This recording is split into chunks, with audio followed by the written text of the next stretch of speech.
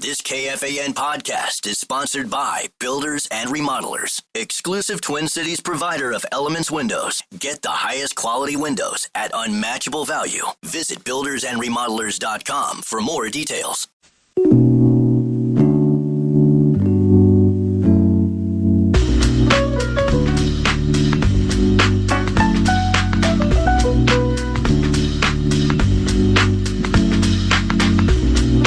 Hour starts right now. As I mentioned, Kessler moved to the bottom of this hour so we can accommodate Russo Radio at 5:30 to talk about the Kaprizov story and his own reaction to it. He's tweeted, the Athletic has a story, he and Joe Smith, responding to it. The amount of money that allegedly the Kaprizov group turned down is exactly, I think, the offer that Russo expected the Wild to make, and that, as I said, is $2 million less a year than Louis thought ultimately he would settle for. And I think Louis expects, and we'll see if Russo agrees, that the Wild will offer him that $18 million a year. So we'll see where that goes, but that's where we are on the story. Can you really blindly follow what Trump says? Could he be saying he's dead and using to his advantage to push something since it happened to someone on his side? I don't know what to tell you. If indeed Trump is lying about the sad news of the condition of conservative activist Charlie Kirk, what good is it going to do him? I mean, that condition is going to be established pretty quickly if he is for some reason alive. I don't know where that. I'm not exactly sure where that conspiracy theory gets us. That I just sort of shake my head. I had some texts earlier that look. Trump deserves much of the criticism that he gets. I've made that very clear on this particular program. I think you got to be smart, though, about picking your spots about where you think he would attempt this sort of scam or this sort of conspiracy theory. It's not logical because he can't get anywhere with it. But that's the climate we're in. Unfortunately, I had a couple texts earlier that our guy Rosie apparently was hinting that he's not even convinced that the Trump assassination attempt is real. And I love him. If that's an accurate representation of what he said about whatever questions there are there, I will just say that there's nothing I've read from media sources that I trust who've worked very hard to try to hold Donald J. Trump accountable to indicate that's the case. That's kind of a head shaker for me, but maybe that's a conversation we can have somewhere down the road. Let me recap what we are hearing. In fact, now law enforcement officials are confirming what the president offered up via Truth Social, that Charlie Kirk is dead. He was fatally shot earlier today, speaking at a campus event at Utah Valley University. And the president posted via Truth Social that news. And now, according to CNN, law enforcement officials they have talked to are confirming that Charlie Kirk did not survive the wound that appeared to be to his neck. One shot to the neck while he was speaking. He had just begun speaking. I think he maybe even was answering his second question when he was struck on campus, the university's campus in Orem, Utah. 20 minutes, I'm told, after he began speaking. Kirk, 31 years old. Suspect had fired at Mr. Kirk from the Losee Center, L-O-S-E-E Center, a building described as being about 200 yards away. University originally said the shooter had been taken into custody. Perhaps that contributed to the belief that video or that still shot was real about an individual being detained and cuffed. But officials later determined that the person being detained by police officers in videos posted online was not the gunman. And another spokesman, Scott Trotter, he was relying on information from the university's police chief who was coordinating with law enforcement agencies. Cell phone videos, as we said earlier, posted online showing people running from the event after it appeared as if it was a single gunshot had rung out. He'd been delivering remarks while sitting under a tent with the slogan, "The American Comeback," printed on it. As I mentioned earlier as well, if you're just joining us, Democrats and Republicans quickly denounced the shooting on social media and in Congress. Gavin Newsom, Democrat from California, called the violence disgusting, vile, and reprehensible. Kirk, as the New York Times points out, had emerged as one of the most influential young right-wing figures in the country. Also a close ally of the president. He co-founded the youth activist group Turning Point USA in 2012 and had become a fixture on college campuses where he hosted rallies like the one in Utah that often drew large crowds. As I said earlier, and this is not unusual on the basis of many speaking events involving Charlie Kirk, there was a huge debate within the university there in Utah about whether he should even be allowed to speak at all. There was a petition signed by, I believe it was over 3,000 individuals, students and professors, who said he should not be allowed to speak because of what he stands for. The university officially said, we're not canceling the event. We're a university. And so our job is to not prevent individuals from speaking. We certainly believe in debate and firing back and bringing another speaker and another speaker and another speaker, but we're not bowing to that pressure, nor should they have bowed to said pressure.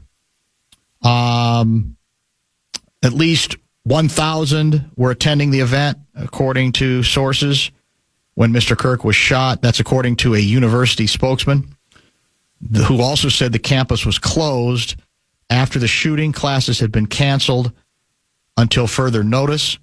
As we said, Utah Valley University officials confirmed no one has been arrested. There is no suspect in custody. I think they have identified, as we said, when we named the building, what we know about the building.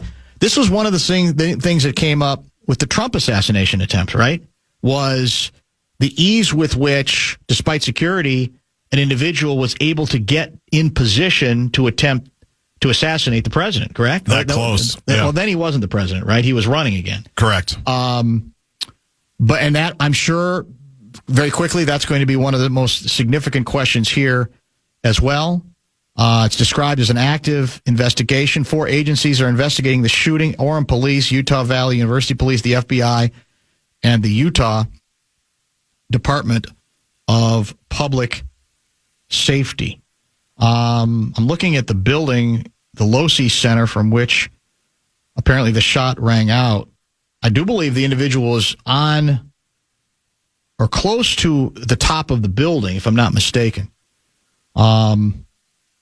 And that's basically what we have of this particular story now. House Speaker Mike Johnson paused the House in the middle of a series of votes to call for a moment of silence and prayer for Charlie Kirk as well.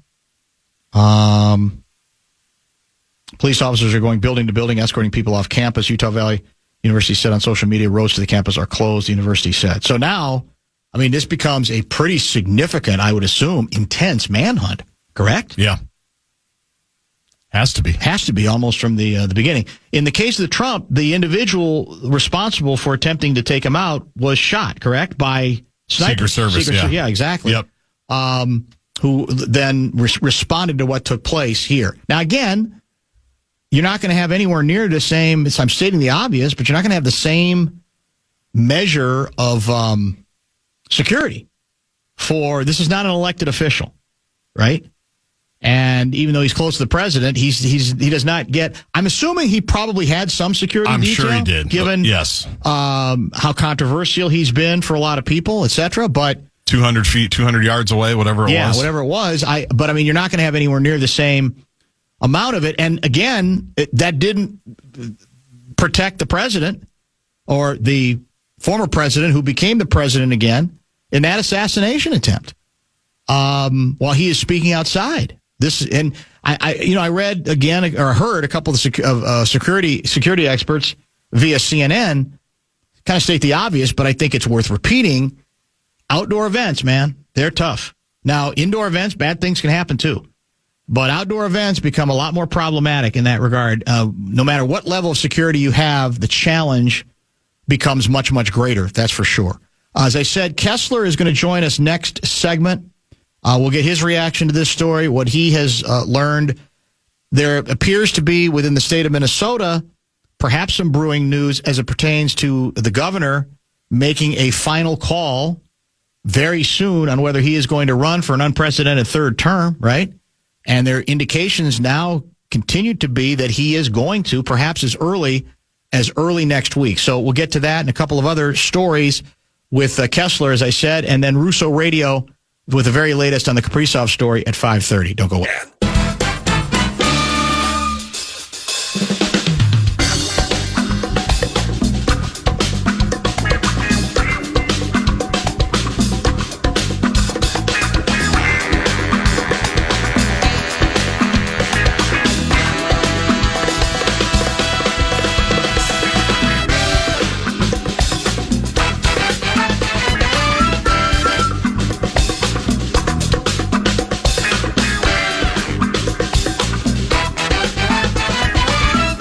Kessler is in the house. He will join us next segment. We've got a shorty coming up right now. The big A-section news of the day. Conservative activist Charlie Kirk is now confirmed by a number of officials as having died from a gunshot wound he received while speaking at a campus event in his name, basically. It's his event in the great state of Utah. The suspect, according to university officials and I think others now, not in custody. So that's going to become, I think, very quickly a very significant part of the story. Charlie Kirk was, I believe, 31 years old. Did I see a thing that he just had a kid who just celebrated his first birthday? Don't know that, the age, but there's two young kids. Is it two young kids? Two young kids. Fair enough. An absolutely brutal, horrific story, and I'm doing my best on days like this to ride herd over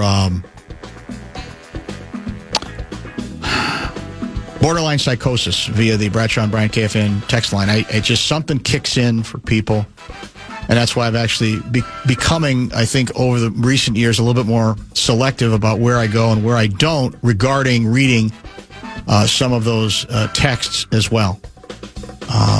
There's great bravery in just firing away.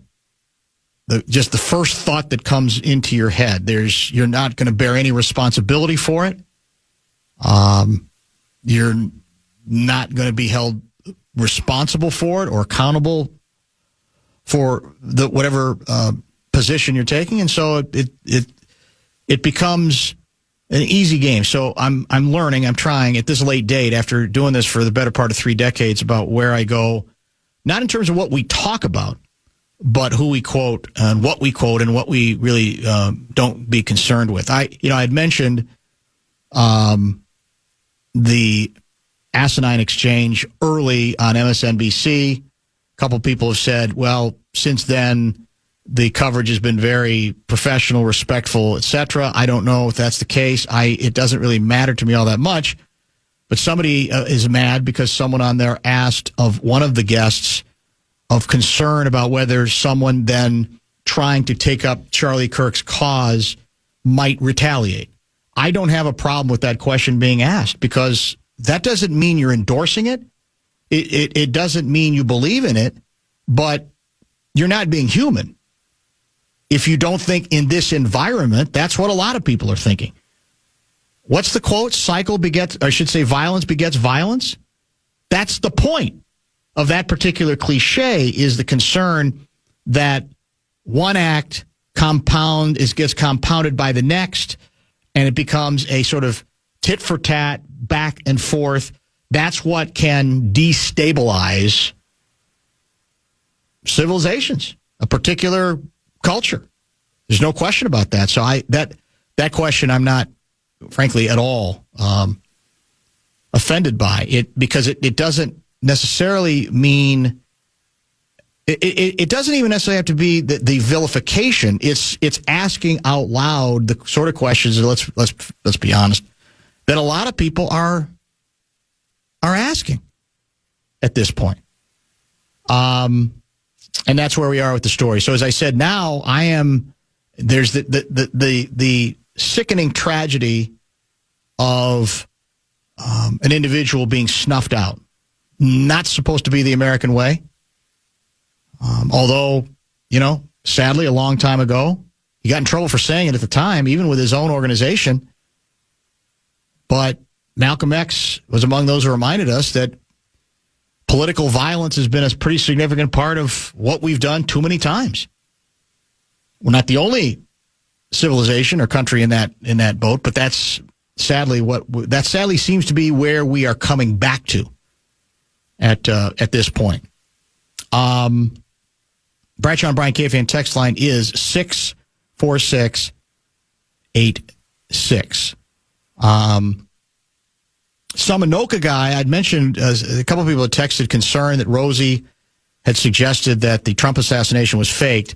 Samanoka guy was listening. He says Rosie, the comment pressed him on thinking it was faked, and then Rosie said, I'm not saying that it was fake, but people are saying that it was faked. Well, yeah, there are some people who did from the beginning, I think, pretty much, right?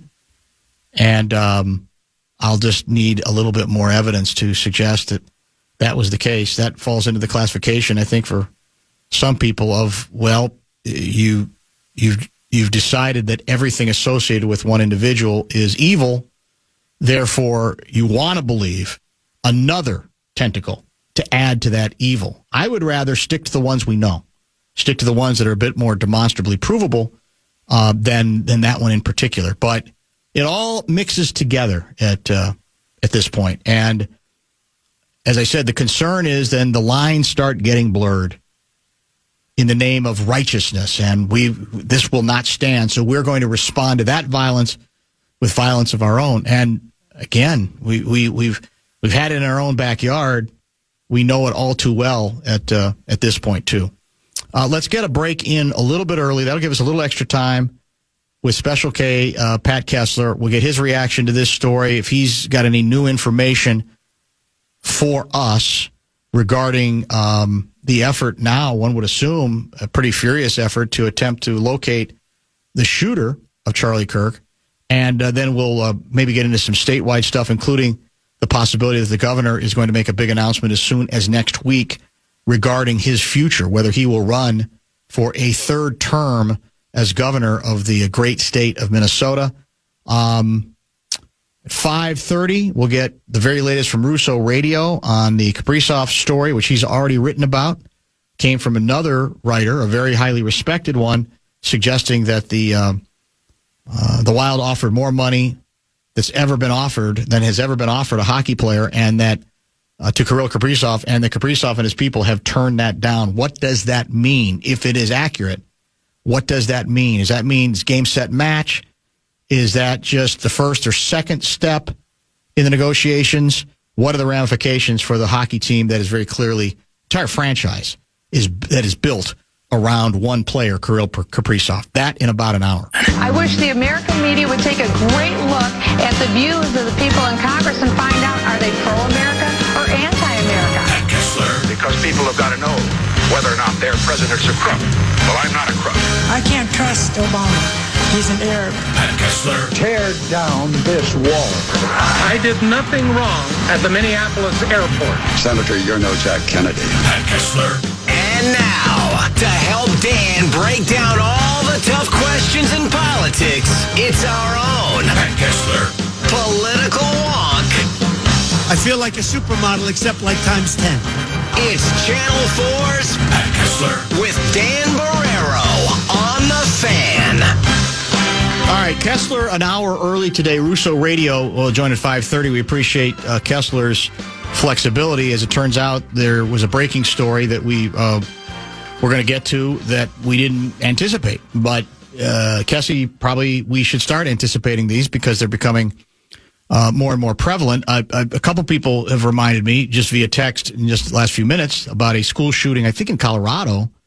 Last I saw, 2 were shot, but I don't know if there's any more details. Literally, nationally speaking, like on CNN, story's not getting a minute because the Charlie Kirk story but it's kind of a statement on where we are, right? Is that it's almost like, well, school shooting, yeah, that's kind of big news, but that can't touch potentially a political assassination. That seems to be the state of us in 2025. Yeah, it's just crazy. Yeah, the school shooting isn't as big as the Charlie Kirk shooting, but it matters. Yes, it matters to all the people who live there, to their families, and to everybody in the community and the rest of the country. So, just taking a quick gander, in 2025, we're talking about mass shootings, political violence, all of this. There have been 302 people killed in mass shootings in 2025. Now, we have these parallel paths in this country that we've seen in the last 10 years or more. The parallel paths are political violence and mental illness. And both of these are going down the railroad track at 100 miles an hour. And Charlie Kirk, sadly, this is just a terrible thing that happened. Charlie Kirk, who's 31 years old, a very charismatic leader of young conservatives in particular. He's a close ally of Trump and apparently a very close friend of Donald Trump Jr. They were very, very close. He was killed by a sniper from 200 yards in front of a crowd at Utah Valley University. There is no suspect in custody.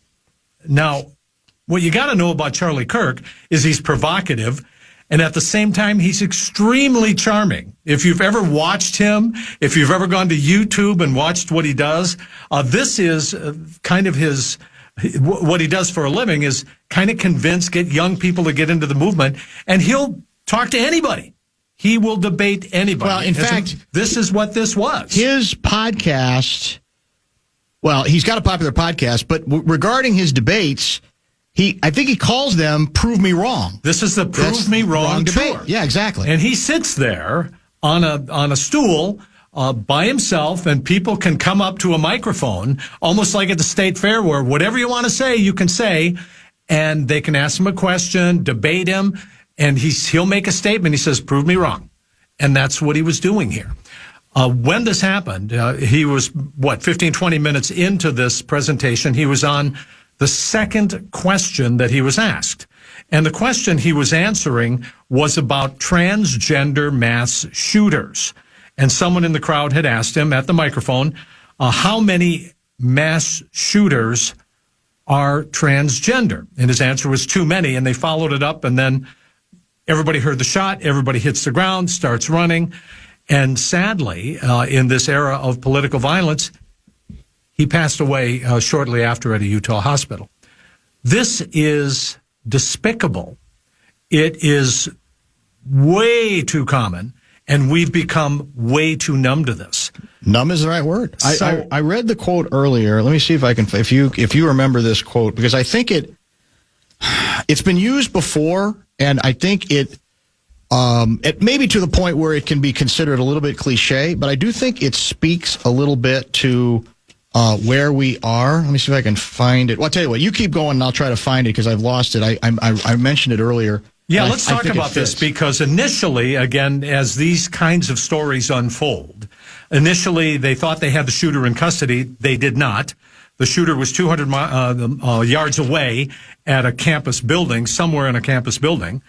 At large, as we speak, as far as we know, so correct? The whole campus is a crime scene. We don't know what's locked down. We don't know what search is underway. We don't know if a shell casing has been recovered, if the weapon has been recovered. But whoever did the shooting, committed this murder, has sniper skills. So what does that mean? We don't know anything about it. We don't know the motivations, of course. We know nothing. And so we really can't speculate. Let's just talk about this summer of violence in 2025. And a year ago, right about now, was the assassination attempt on President Trump running for office in Butler, Pennsylvania. We also had a guy breaking into the governor's mansion in Pennsylvania, Governor Shapiro, and firebombed it with a Molotov cocktail. An underplayed story. Set pretty much half of the mansion while his family was sleeping in there. set it on fire. We have the sad case and tragedy of Melissa Hortman and her husband Mark assassinated, politically motivated assassination. The Hoffmans, a senator and his wife, shot, now recovering. And then a mass shooting at Annunciation Church. I mean, how much of this can we accept? Do we accept? Will we accept? And the solutions are much harder to come up with, but that's something that is probably going to be addressed very quickly here in the state of Minnesota when and if Governor Walz calls a special session on gun violence, on gun control. So that may be coming. More on that in a minute, because there's some good stuff to get to. Here's the quote. It's from a man named, it's been I think credited to a guy named Jiddu Krishnamurti. Mm-hmm. It is no measure of health to be well adjusted to a profoundly sick society. Well, that is extremely perceptive. It is. Because it just nails it. Tells us that we are adjusting to something that is extremely abnormal. Just in the last couple of years, or from when we were kids, or over history, something that is not normal. And we have normalized it. And we have become numb to it. And the outrage factor is really no longer there. The finger pointing is there. Yeah. The blame game is there. But the solution game is not there. So where do you go with all of this? Well, let me ask you. I'll keep looking at see what's coming up as the latest with Charlie here. Yeah, let me know. But let's connect this to an extent with the governor in that it appears there's, I mean, the way it's supposed to work with special sessions is, well, you're only going to call it if you think you can get whatever you're trying to get passed. The betting money seems to be that when it comes to any sort of meaningful changes in terms of gun legislation, there's almost zero chance that will take place. But it sounds as if the governor is of the opinion now, okay, let's do it the other way. If you want to blame me for the failure, if nothing's passed, I'll take it. I want everybody to be on the record regarding these pieces of legislation. I want Democrats and Republicans to be on the record, almost as if we're going to call your bluff on this sort of thing, even if in the end no meaningful legislation is going to be passed. Does that sound like where we're headed? In some ways, yes, it's absolutely correct. It's very unusual for a governor, in my experience, to call a special session without knowing what kind of votes you have, if you have enough votes to pass what you want. So the governor can call a special session, say, this is what I want, and he can pressure people or come up with agreements before the session is called. Not in this case. I've never seen this before, where Governor Walz has called the special session, says, I don't know if I have the votes, as if to say, I don't care if I have the votes. I am going to put everybody's feet to the fire here. And one of the things we're talking about is that he's almost as if saying, we talk about thoughts and prayers all the time, but we don't ever do anything about it. And so now he's saying, the hell with it. If no one else is going to take action after a mass shooting, after a political assassination, I will, and I don't even care if something passes. He's trying to do something. That is his focus right now. That's what he's doing. It's going to be hard to do, to pass anything. I need help from you on the machinery, because I thought I'd read somewhere that he can call the special session with intent to discuss and pass such legislation, but that ultimately it's the legislature that actually decides what is examined and what is actually proposed. That's the dilemma he's got. He can call whatever he wants, but ultimately they have to be the ones, forget voting on it, to even bring it to the table, correct? Yeah, that is correct. So the governor calls a special session, but it's up to the legislature to end it. They could keep it going for months. And they could bring up, whatever. They could bring up fix the roads on Highway 94. They could bring up whatever they want. The governor has quite a bit of influence, and he can pressure legislators one way or another in his own party and even the opposing party. But yeah, that's what makes this unusual, to call a session without knowing whether something will pass. People are beginning to talk, and maybe that's one of the goals, and God bless them, both sides, if they're actually going to talk about doing something. The Republicans have put out a proposal not to restrict any kind of weapons, but to provide more security, to build more beds in facilities for mental health. They are talking about reversing the ban on conversion therapy or transgender, that kind of stuff.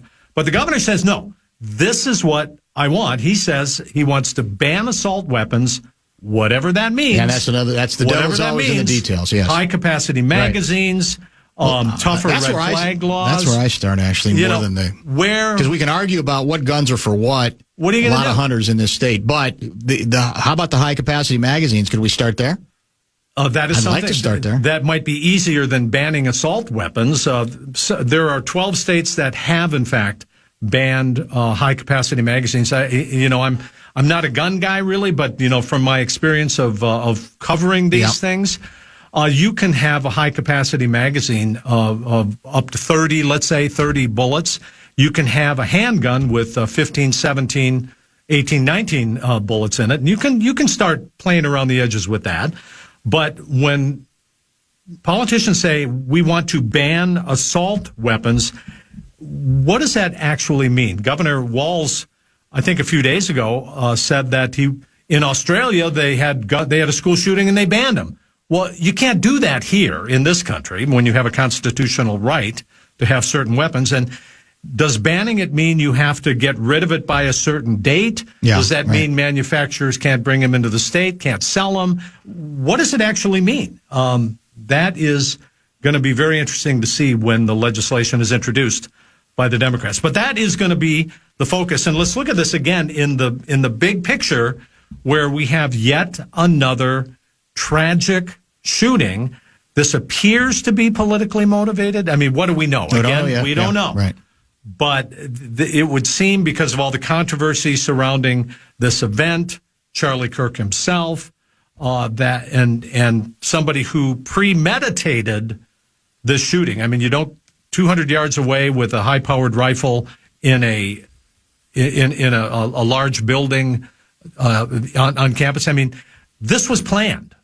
So what does that mean? So those are the questions that in this crime scene that is the campus in Utah that they're going to be doing right now. You have you're semi-retired in terms of covering politics, but you have a lot of people you still talk to and a lot of connections. So the tea leaves, the people reading the tea leaves now believe that by early next week, the governor will indeed confirm that he's going to run for an unprecedented third term. And he was in a scrum today where I think one of your rivals, Hauser, asked something like... My dear friend, Tom Hauser. And your good friend, Tom Hauser. He has a very friendly rivalry, except for that time you guys fought. Yeah, we've learned that in a that's grocery store. Sort of what you do. You fought off because each of you wanted the biggest sample, as I recall, wasn't it? You were fighting over the size of the salmon. Yeah, give me the salmon. So they had a scrum today. Yeah, and he says the question from Hauser was something about is it fair to say you're going to run or something like that? And I think the answer from the governor was, I should have the direct wording. I'm leaning that way, or it's fair to say that. He didn't downplay that he may be on the verge of making that big announcement.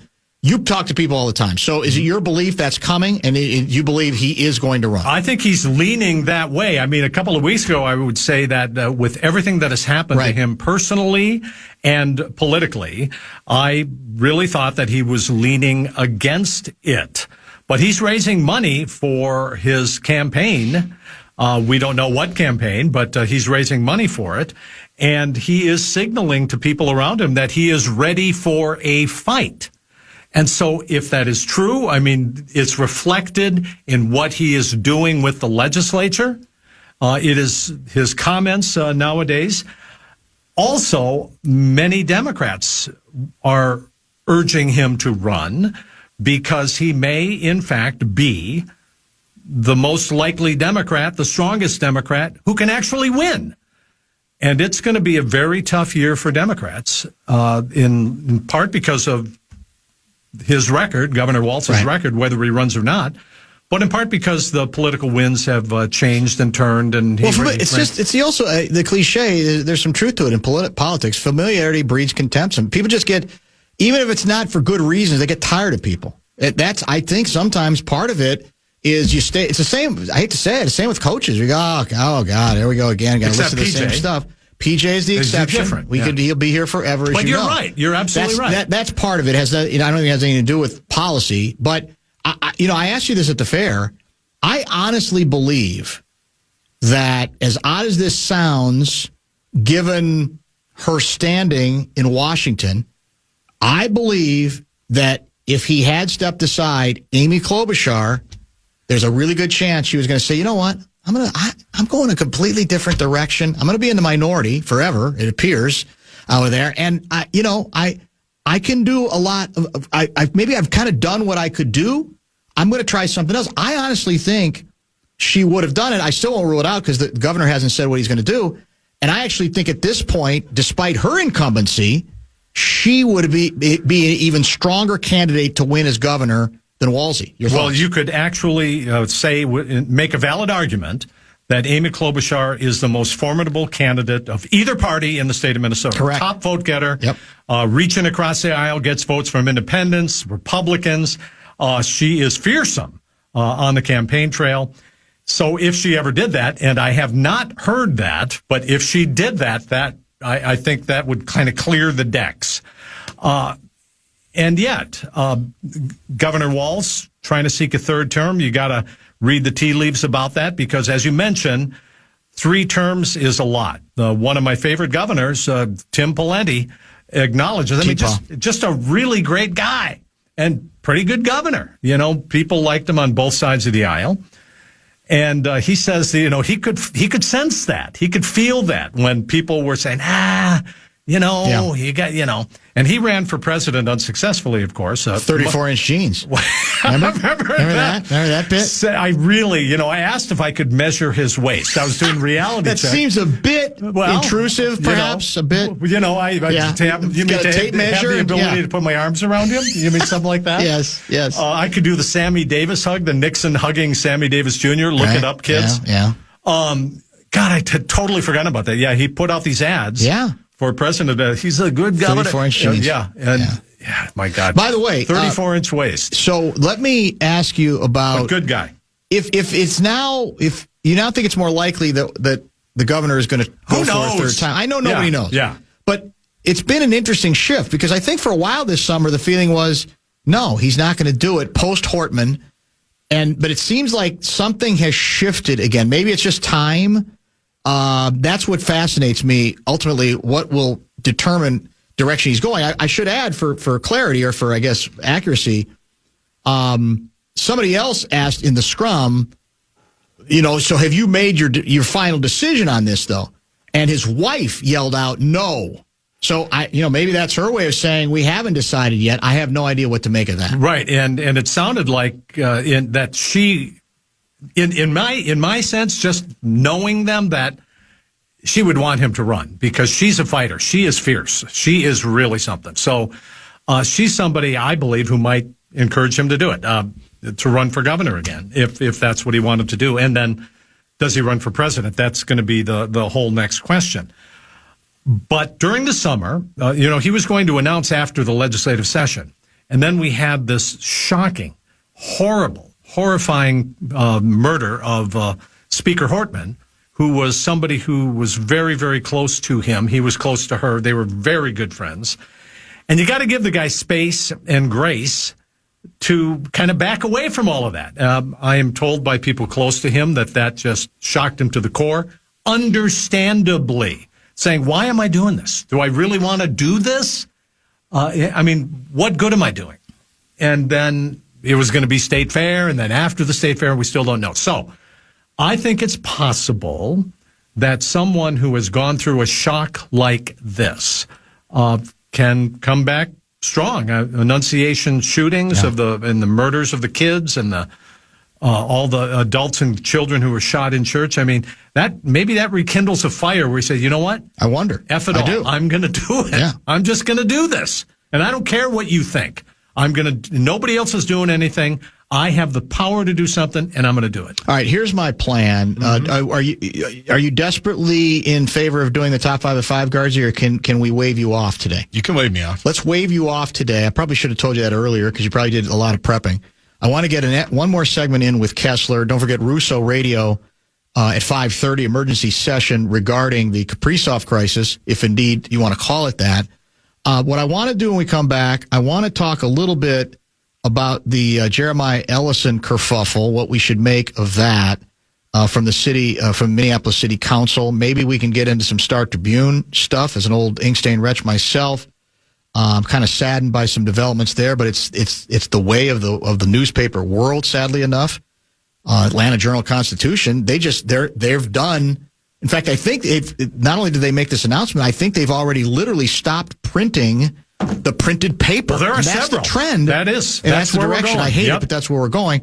And then it'll also give us a chance to reset the Charlie Kirk story one more time for those just joining as well, that tragedy. So one more segment with our guy, Special K, Pat Kessler, right around the corner. Bradshaw and Bryan KFAN text line is open at 64686. Back in just a minute.